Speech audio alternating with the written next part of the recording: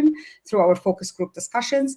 And then finally is IKT, which is the integrated knowledge translation, which is what we're doing through the social media, through publications, through community forums, and all of the means that we have available to us.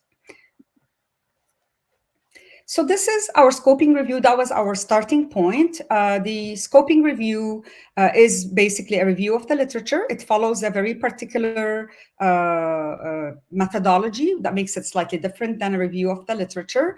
I have to acknowledge the help and the support and the leadership of Senior Lead Knowledge Synthesis and Rapid Response Service at the OHTN, David Gugulishvili and his team.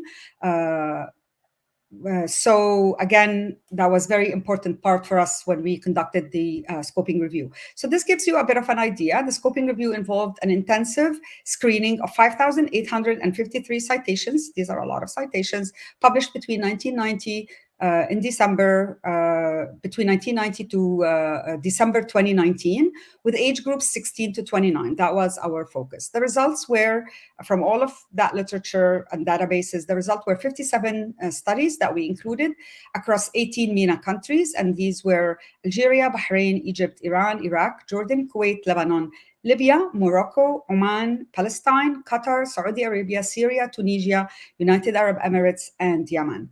And the question is, why did we conduct the scoping review? It was very important for us to know what's the literature out there in the Middle East and North Africa region saying about the youth, what their needs are, and we wanted to know what does that mean to us here in Canada. And again, when we did that search, there were very, very few studies done in the US. There were more studies done in the MENA region and in Europe. And when we look at Canada, there were actually no studies done on MENA youth and sexual health in the literature.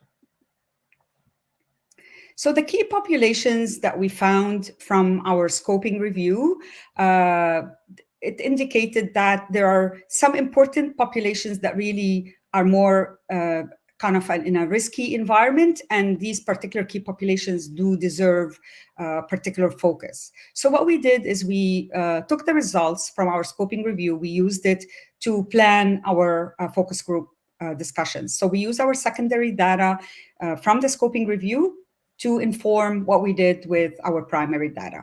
And very briefly, the key populations that were identified in the literature were people who use injection drugs, gay men and men who have sex with men, young sex workers and mostly female sex workers, and something we call bridging populations. And these would be people at risk who are involved with the general public, and that could be could have an impact in terms of HIV and STIs.